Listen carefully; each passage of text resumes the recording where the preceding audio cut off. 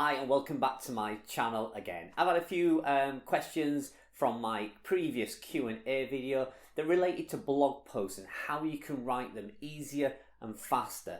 A lot of you are having difficulty sitting down and writing blog content as fast as you'd like, or as certainly easier than you are doing at the moment. So I thought I'd put together 7 tips that can make a blog writing easier for you and hopefully faster. So here we go. At number 1, have your title finished before you start. And I don't just mean having the keyword to hand, I mean actually finish and complete your full SEO title. This always makes it easier for you to remember why you actually started writing that article in the first place, and it'll jog your memory when you start losing your way through the content a little bit to look back at that title and realize actually what question in Google you was actually trying to answer and trying to help that person find the answer to who searched it. So having your completed SEO title uploaded to the post before you start really is a good way to keep you on track, on target with that pinpoint accuracy when it comes to writing content, because you're focusing on that one title and that one title alone. Now, tip number 2 is voice to text. Now, this is something I've started using quite a bit at the moment. Actually, I'm actually really liking it. A lot of people find it easier just to talk into a phone or into their computer and actually have those words translated into text form that you can then copy and paste straight into your blog content. It's something I've not done before, but I'm starting to enjoy just kind of sitting away somewhere nice and quiet and just actually talking into my phone. I have a Samsung Android phone, and on the notepad it has a great little feature. You just press the microphone and I just talk away and get a full piece of content in from voice to text. I then just basically send that over to my main computer as an email, and then I just copy and paste that into my article and then start deleting and adding.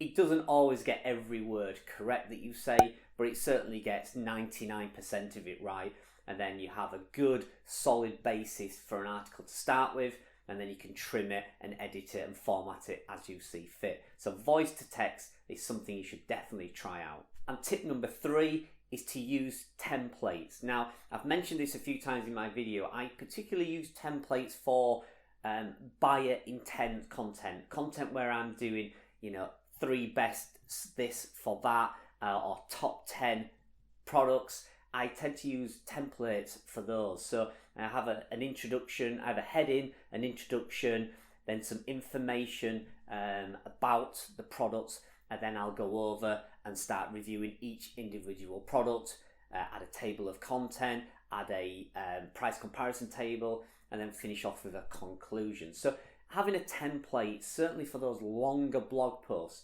is really going to save you some time. And again, it keeps you on track and focused and to point on exactly what you want to write. So use templates. There's plenty out there. If you look on Pinterest, on other bloggers' websites, there's many people's got some good templates. I believe Alex at WP Eagle might even have some on his, so it's worth checking that out and see if you can use somebody else's template.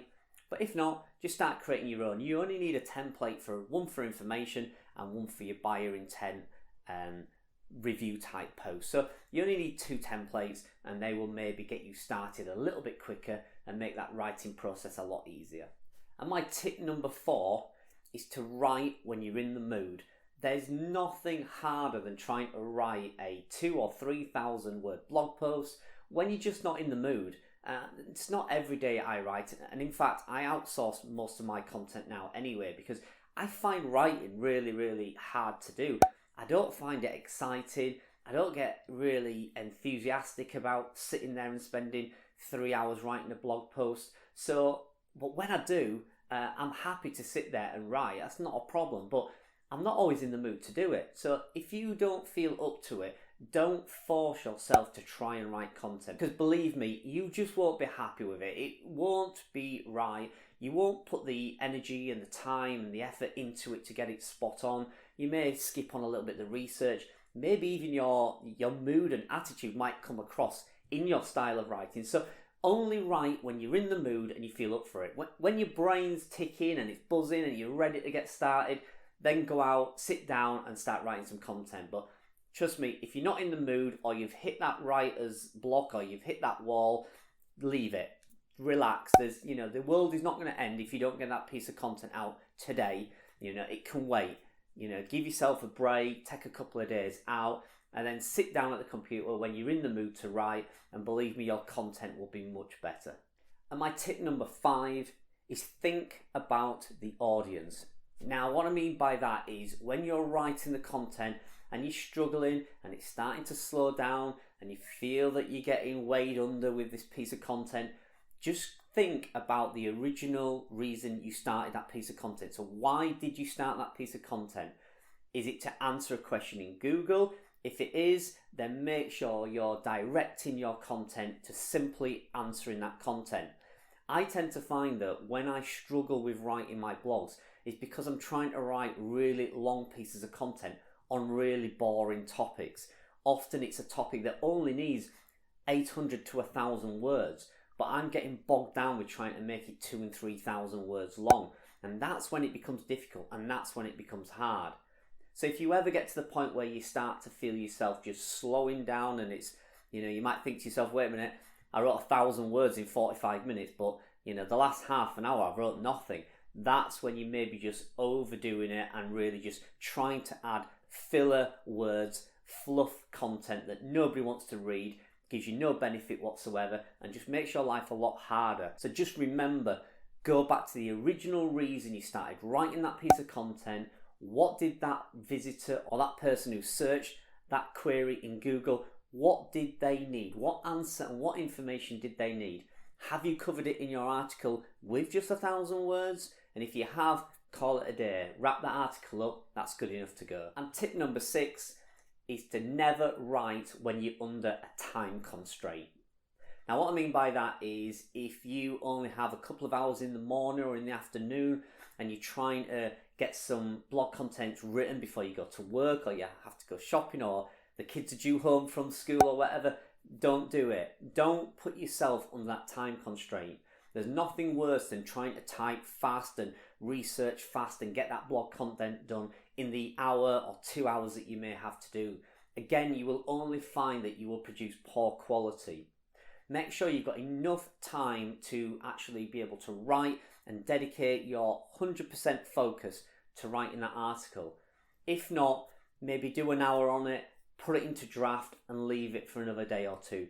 Don't put yourself under that time constraint where you feel, I have to get this 100% finished, hit publish before I go to work or something, because you'll rush it and it just won't be right. So make sure you've got plenty of time. You're in a nice environment where it's peaceful. You're not worried about everybody coming through the door every 2 minutes or the phone ringing, or, make sure you've got a nice environment with plenty of time on your side to finish that piece of content as best you can.